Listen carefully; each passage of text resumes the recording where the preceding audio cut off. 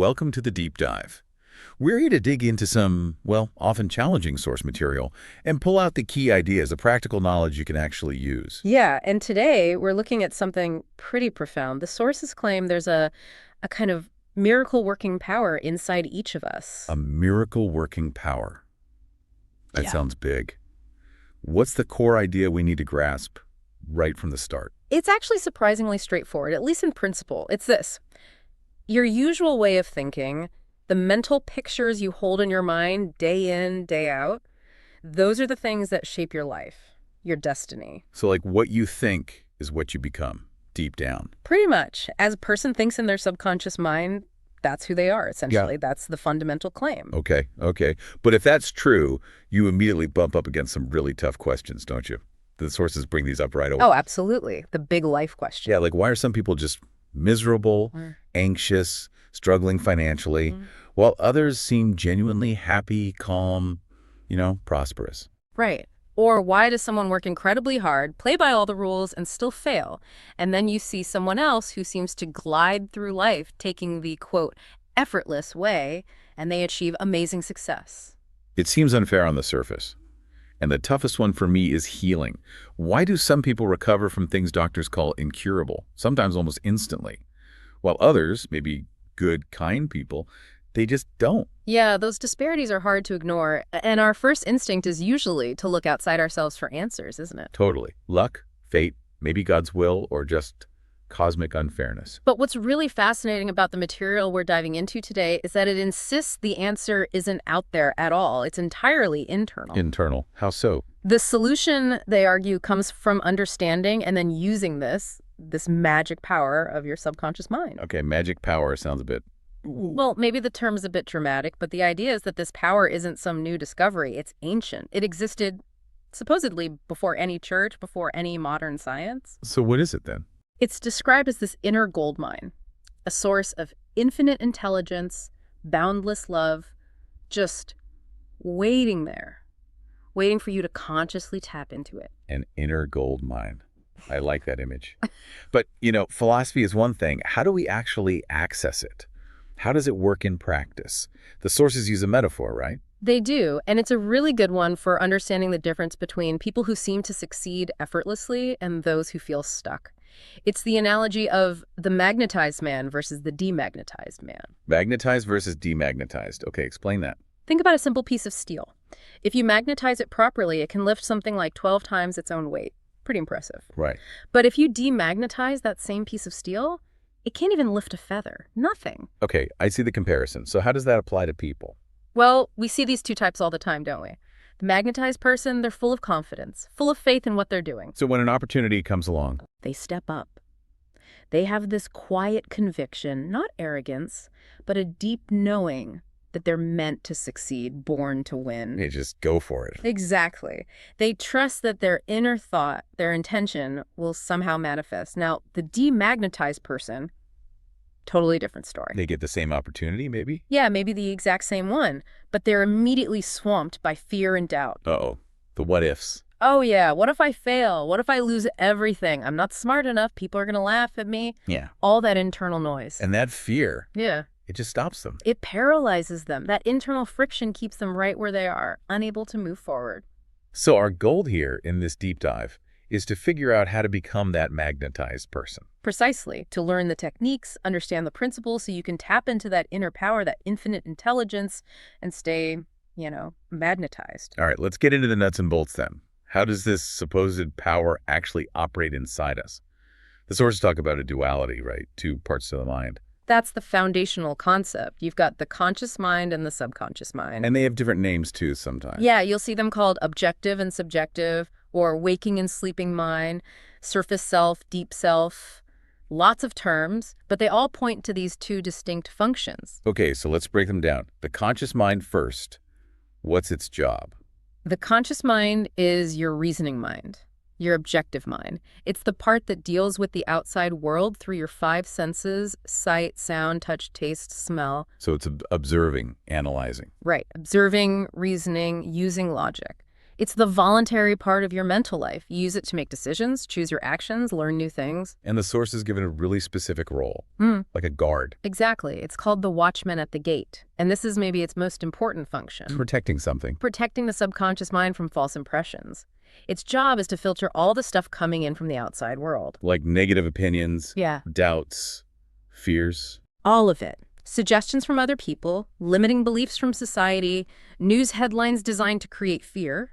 The conscious mind is supposed to stand guard and say, nope, that's not true for me. What happens if the watchman falls asleep on the job? Well, then the system gets compromised. Those negative ideas can slip past the gate and into the subconscious. And that's where the trouble starts. Okay, so that brings us to the subconscious mind, the subjective mind. How is it different? It's completely different in its operation. It's the involuntary system. It runs all the vital functions of your body without you having to think about them. Like breathing. Heartbeat. Exactly. Your heartbeat, your circulation, digestion, breathing. And crucially, as we'll discuss later, all the healing processes. They just happen automatically. It's also where memories are stored, habits. Yes, it's the seat of memory, emotion, and habit. And unlike the conscious mind, it never truly sleeps. It's working 204/7, controlling those life forces. Now, the conscious mind reasons, debates, analyzes. Does the subconscious do that? Not at all. And this is the absolute key takeaway. The subconscious cannot argue. It doesn't reason like the conscious mind does. It can't tell the difference between what's real and what's vividly imagined, or between a truth and a lie that's fed to it with conviction. So it just accepts things. It accepts whatever the conscious mind impresses upon it, or whatever it truly believes to be true. It doesn't question. It just accepts the blueprint. Which leads us to that farming analogy you mentioned earlier. Ah, yes, the law of the soil. It's a perfect way to understand this relationship. So the conscious mind is the farmer. Right, and the farmer plants seeds. Those seeds are your thoughts, your beliefs, your ideas. And the subconscious mind. The subconscious is the soil. Rich, fertile soil. Okay, so what's the crucial point about the soil? The soil is completely neutral, Uh, utterly impartial. It doesn't care what kind of seed you plant. It'll grow anything. Anything. You plant thoughts of abundance, peace, confidence, health. The soil will work to produce a harvest that matches those seeds. If you plant negative seeds, Yeah. If you plant seeds of fear, lack, worry, resentment, sickness, the soil is just as capable of growing that harvest. It doesn't judge. It just grows what's planted. the sources quote something biblical here, don't they? Do men gather grapes of thorns or figs of thistles? Basically, you reap what you sow. Your thoughts are the causes. The conditions in your life are the effects. So if we think about this scientifically, Yeah. is the subconscious just like a computer? Takes input, produces output, no judgment. In terms of how it operates, yes, that's a decent analogy. Its function is obedience. It operates according to principle, and principle is impersonal. It's mechanical. Like laws of physics. Exactly. We have to accept that the laws governing our minds are just as real and reliable as, say, gravity or the laws of chemistry. Can you give us those science examples again? They really help make it concrete. Sure, think about basic chemistry. 2 hydrogen atoms, 1 oxygen atom, H2O. Always makes water, right? Doesn't matter where you are, who's doing the experiment, it's a universal law. Or physics. You heat up metal, it expands, always happens. These are principles.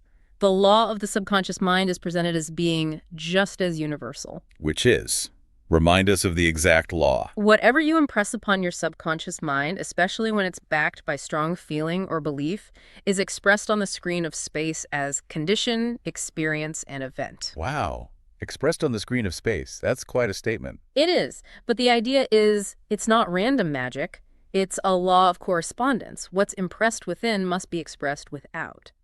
So when people talk about prayer being answered, this framework explains it how. It explains it as a natural process, not necessarily persuading some external deity. Successful prayer, in this view, is the harmonious interaction between your conscious mind and your subconscious mind. The conscious mind has the thought, the desire, the action. Yes, the conscious mind generates the idea, the request that's the action.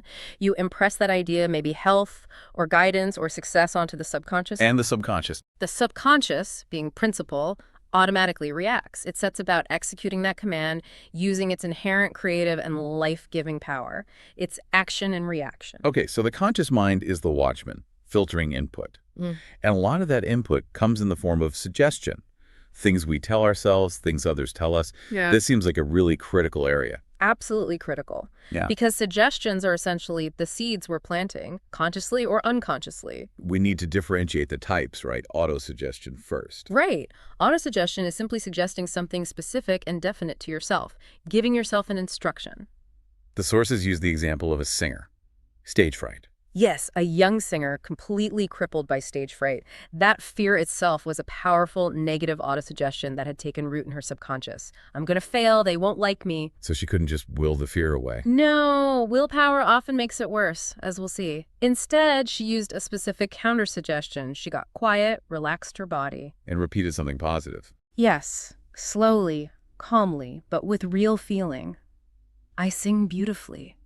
I am poised, serene, confident, and calm. She just kept repeating it. 3 times a day, regularly. That consistent repetition, charged with positive feeling, acted like planting a new seed. The subconscious, which learns through repetition and emotion, gradually accepted this new instruction. And it overrode the fear. It eventually neutralized the old, involuntary fear suggestion. Her subconscious began to automatically produce feelings of calm and confidence on stage. Okay, that's autosuggestion. What about the other kind? Hetero something. Heterosuggestion. Hetero meaning other. So these are suggestions coming from outside yourself. From other people. And other people, parents, teachers, friends, the media, advertising. You'll never be good enough. The economy's terrible. You'll probably lose your job. You're too old for that. You're definitely going to catch that bug going around. Yeah, we hear that stuff all the time. It's like arrows being shot at us. The sources call them 10 arrows, actually. But here's the crucial part. Those external suggestions, those arrows, they have absolutely zero power over you. Unless You accept them. Unless your conscious mind, the watchman, lets them through the gate. If you take them in, think about them, worry about them, feel them, then you've basically given your subconscious an order. And the subconscious just carries it out. It takes you at your word. And this is where it gets really serious, because the sources emphasize the subconscious does not have a sense of humor. It doesn't understand jokes or exaggeration. It takes things literally. Okay, I need to pause you here because the examples the sources give for this literal obedience, frankly, they're pretty disturbing. They are intense illustrations, definitely. How do we reconcile this idea of the subconscious being this infinite intelligence and boundless love if it fulfills a suggestion that leads to someone losing their arm? Yeah. That seems contradictory. It's a paradox, isn't it? And it's key to understand that subconscious isn't presented as a thinking, benevolent person. It's a mechanism, a principle. Like electricity, it can light your home or kill you, depending on how you interact with it. So the intelligence and love are in its potential to create and heal. Exactly. But its function is obedience. It registers the dominant thought, the strongest feeling, the most repeated instruction, and it carries it out. So the father whose daughter had severe arthritis, he was suffering immensely seeing her pain, and he kept repeating, apparently over and over, with intense emotion, "I would give my right arm to see my daughter cured." he said that phrase for 2 years. According to the source, yes. A constant emotionally charged suggestion. His deep desire for her cure got fused with the specific literal command about his arm. And the subconscious. It acted on the dominant emotional decree. The sources suggest it found the path of least resistance to fulfill both parts, the cure and the sacrifice. The horrific car accident happened, his arm was torn off. And the daughter's arthritis vanished immediately. Immediately. It's a truly chilling example of the law in action. The subconscious followed the instruction, even prioritizing the deeply impressed thought over the physical body. Wow. And the other story. The man supposedly killed by a prediction. Even more direct. The author's relative went to a fortune teller, a crystal gazer, Okay. and the gazer predicted his death at the next new moon. Now, the man was perfectly healthy. But he believed the prediction. He accepted it completely. He gave the fortune teller's words immense power in his own mind. That fear, that absolute expectation of death, became the overwhelming suggestion. So his own mind. His own subconscious mind, responding to his dominant fear and belief, literally shut down his vital functions on the predicted day. He died because he accepted the suggestion. The fortune teller had no actual power. The man's own mind created the outcome. The takeaway here is pretty stark then. Watch your words. Watch your words, watch your thoughts, watch what you allow yourself to believe, especially about yourself and your future. Guard that date consciously. This leads directly into another potential pitfall the sources warn about. The law of reversed effort. Yes, This is a common trap. It happens when what you want, your desire, clashes with what you're actually picturing or fearing, your imagination. And the rule is? Imagination always wins. Always. The harder you try to force something using willpower alone, especially against a negative image or fear, the more likely you are to get the exact opposite of what you want. Like trying really hard not to think about something. Exactly. Or think about trying to fall asleep. The moment you start trying desperately, forcing yourself, I must sleep, what happens? Mind goes into overdrive. Wide awake. Your will to sleep is fighting your imagination, fear of staying awake, and the imagination wins. The effort creates more tension, defeating the purpose. The sources use the analogy of walking a plank. Right. A narrow plank on the floor. Easy. No problem. You just walk across. But put that same plank between two tall buildings. Yeah. Suddenly, your desire to walk across is overwhelmed by the powerful imagination of falling. Even if you try to force yourself with willpower, the dominant image of disaster takes over, making it impossible. So your mind can't hold those two opposing ideas, I want to walk, but I picture falling at the same time. It can't sustain the conflict. The dominant idea, the one fueled by emotion, in this case fear, takes control. Imagination trumps will when they are in opposition. So what's the solution? You can't just use brute force. No, coercion doesn't work with the subconscious. The key is to get your imagination aligned with your desire. You need to picture the successful outcome, feel the reality of it, instead of fighting the negative image. Like the opera singer, Caruso. Perfect example. He suffered terrible stage fright sometimes. He called it the little me taking over. He didn't try to physically force himself onto the stage. What did he do? He'd stand in the wings and essentially talk to his fear. He'd command it, get out of here. The big me wants to sing through me. He consciously invoked the image and feeling of his powerful, confident self. So he used his imagination for his desire, not against it. Precisely. He aligned his inner picture with his goal. That released his subconscious power, his vocal cords, his confidence. It's like using the right key in a lock in imagination instead of trying to break the door down. Willpower. Okay, let's move into some really practical applications. Healing is obviously a huge one.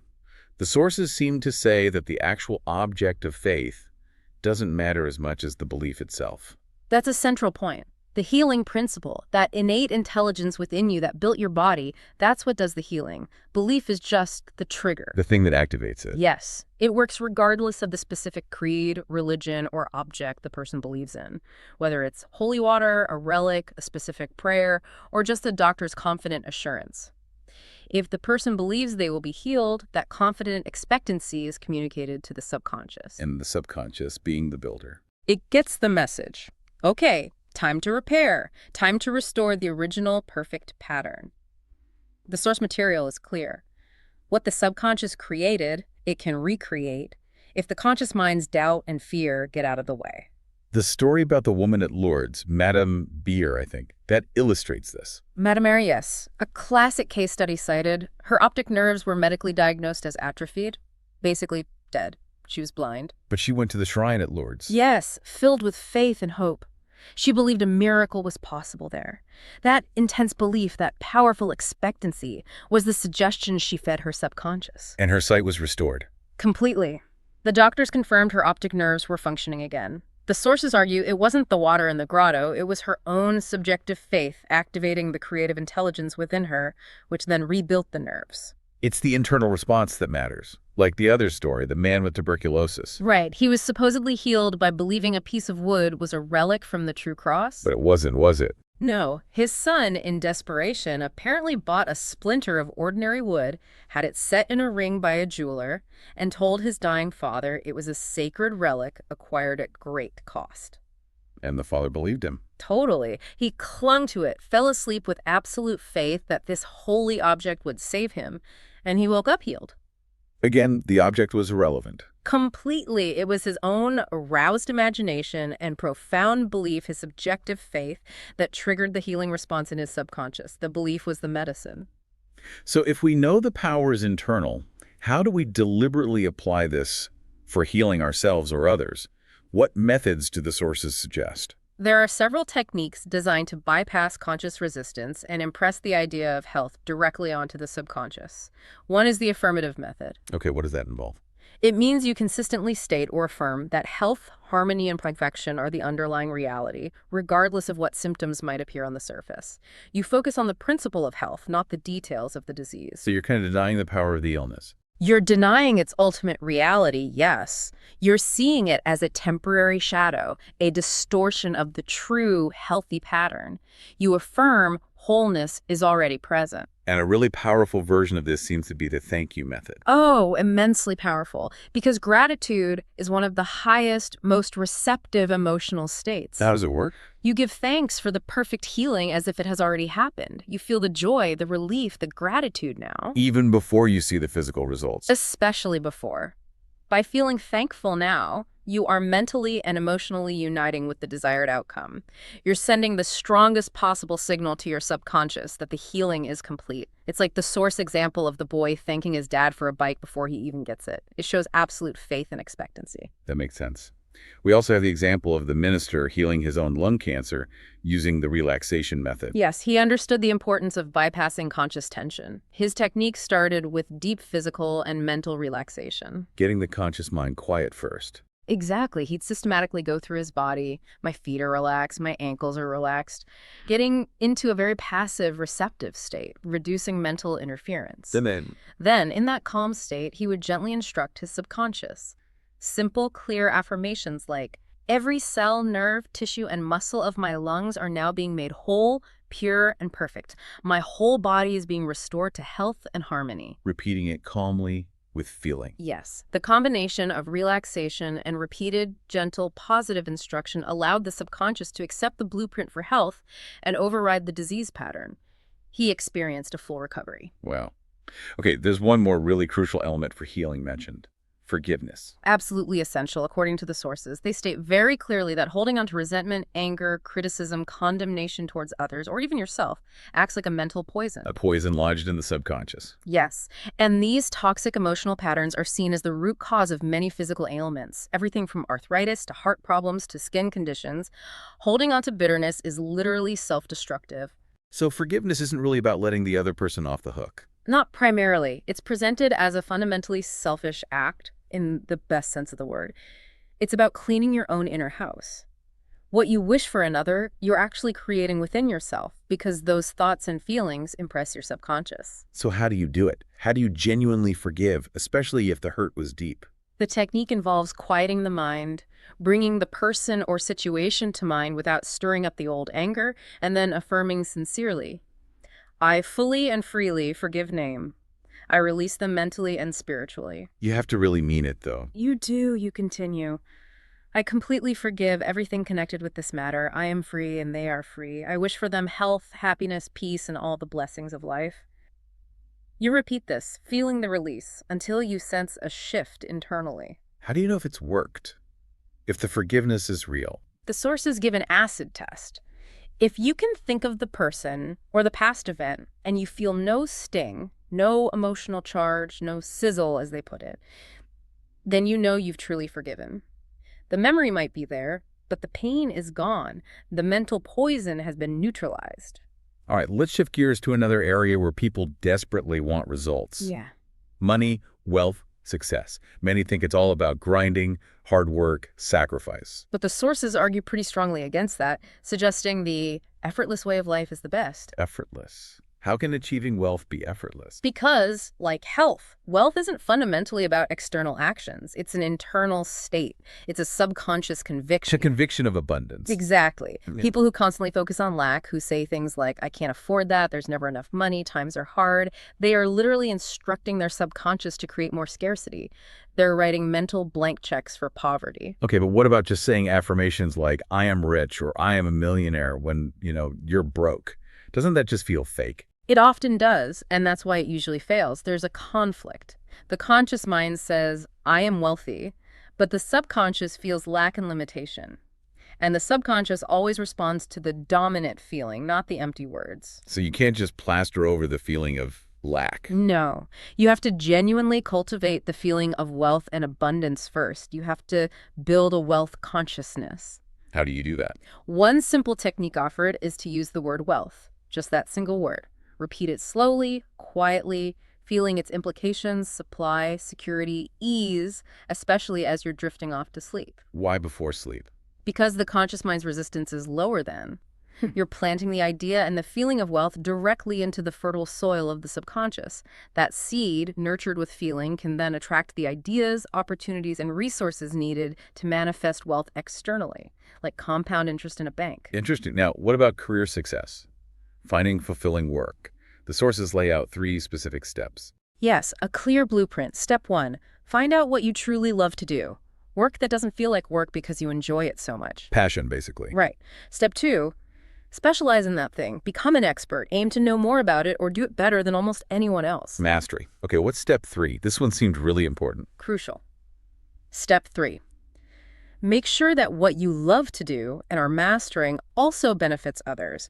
It serves humanity in some way, big or small. This is called the complete circuit principle. Complete circuit. Why is benefiting others so vital? Why can't success just be about me getting what I want? Because, according to this framework, you're tapping into a universal flow of life and supply. If your goal is purely selfish, purely for personal gain without giving back, the circuit is broken. It's like a short circuit in electricity. And that blockage, it shows up somehow. It has to express itself, often as limitation, struggle, setbacks, maybe even illness. The energy isn't flowing freely. True, lasting success, the sources argue, is always reciprocal. It involves giving and receiving, ensuring the circuit stays complete and the positive energy keeps flowing. Makes sense. And people achieve this kind of success often by using visualization, right? Yeah. Creating mental blueprints. Absolutely. Visualization is key. Take the example of the pharmacist who was earning very little but dreamed of owning his own store. What did he do? The mental movie technique. Exactly. Every night before sleep, he would vividly imagine himself in his own pharmacy. He'd mentally arrange the bottles on the shelves, see the customers, interact with imaginary clerks, even visualize the healthy bank balance. He lived it in his mind first. He lived it and felt it as real until that mental blueprint became so clear and ingrained in his subconscious that it had to manifest. The subconscious, given a clear picture backed by faith, finds ways to bring it into reality. He eventually did own that successful pharmacy. And the realtor selling houses. Similar idea. Same principle. Instead of focusing on the difficulty of selling, the realtor would mentally complete the sale first. They'd visualize taking down the for sale sign in their mind's eye. They'd imagine the happy new owners moving in. They'd feel the satisfaction, the relief, maybe even mentally picture the commission check. So they convinced their own subconscious the deal was done. Yes. And that inner conviction, that feeling of completion, sends out subjective currents that attract the right buyer who is in harmony with that property. It's the law again. As within, so without. First the inner reality, then the outer manifestation. The actor visualizing his name in lights while still doing manual labor is another example. Okay, let's touch on relationships too. The sources say that problems, even divorce, often start in the mind. They do. It begins with harboring negative thoughts and feelings about the partner, resentment, criticism, suspicion, fear. These act like those mental poisons we talked about. And they affect the relationship energy. Definitely. They sink into the subconscious and sour the connection. The big mistake people make, the sources say, is complaining about their partner to friends or family. That just reinforces the negative pattern. So you shouldn't try to change the other person. Trying to coerce or force change in another person rarely works. The real change has to happen within your own mind. You change the pattern by consciously affirming peace, harmony, understanding, and goodwill for the relationship, regardless of current appearances. And for someone looking for a partner, how do they attract the right person? Same principle again. Create the mental blueprint first. Focus on the qualities you desire in a partner. Honesty, kindness, loyalty, joyfulness, shared values, whatever is important to you. Not a specific person, but the qualities. Exactly. You mentally build the ideal partner in your imagination. Feel the joy and companionship of that relationship now. You emotionally unite with that idea. When you hold that clear, felt blueprint, your subconscious works to attract someone who embodies those qualities. It brings corresponding minds together. Right. Now, what about breaking bad habits? Things like addiction, procrastination. If habit is run by the subconscious, how do you reprogram it? It's true, habit is the automatic function of the subconscious. But you form the negative habit through repetition of thought and action. So you can create a new positive habit the exact same way. Through repetition of a different thought. Yes, through conscious, persistent repetition of the opposite state. You use the law of substitution. You deliberately replace the old negative thought pattern with a new positive one. So if the habit is, say, drinking too much, you focus on sobriety. You visualize yourself free, sober, calm, in control.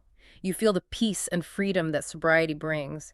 You create a compelling mental image of the desired state and hold on to it, repeat it, especially in relaxed moments or before sleep. You're giving the subconscious a new instruction, a new blueprint to follow. It sounds like it takes real commitment, though, like that Socrates story. Ah, yes. The young man wanting wisdom. Socrates holds his head underwater until he's desperate for air. And the lesson. When you want wisdom as much as you wanted air just now, you will receive it. The sources pose that question directly to you, the listener. How much do you really want the change you desire? The freedom, the health, the success? You have to want it more than the old pattern. You have to want it enough to consistently refuse the negative thoughts, those thieves of anger, fear, doubt that try to rob you of your goal. When your desire for the new reality outweighs your attachment to the old one, maybe even by just 51%, the transformation begins. Okay, let's explore another fascinating area, the subconscious mind during sleep. We spend about a third of our lives asleep, and it's far from wasted time. Right, the subconscious is still fully active, isn't it? Running all the essential bodily functions. Heartbeat, breathing, circulation, tissue repair. It never stops. And importantly, the sources suggest that healing actually happens faster during sleep. Why is that? Because the conscious mind finally shuts up. All the daytime anxiety, worry, fear, and doubt that interfere with the natural healing process are suspended. The innate healing intelligence can work undisturbed. Makes sense, but sleep is more than just physical repair, isn't it? The sources say we receive guidance. Yes, Dr. John DeGallo, mentioned in the material, believed the primary reason we sleep is actually to get answers, to receive counsel from the deeper mind. How does that work? When the conscious mind is offline. When the conscious, reasoning mind rests, the subjective mind, which is described as being connected to universal wisdom, all-knowing, has a chance to process information and provide solutions that might be blocked by our logical efforts during the day. There are some amazing stories about this in the sources, like the woman deciding about a job offer. That's a great example. She had a big offer, a move to New York, looked good on paper, but she felt conflicted, couldn't decide logically. So she asked her subconscious before sleep. Simply and sincerely, something like, creative intelligence within me knows what's best. Reveal the right decision to me. She didn't struggle, she just released the question. And the answer came. She woke up the next morning with an incredibly strong, persistent feeling, just an inner knowing that she should decline the offer. No logical reason, just a powerful hunch. And she followed it. She did, and a few months later, the company unexpectedly went bankrupt. Her subconscious seemingly had access to information or a future probability that her conscious mind didn't. Wow.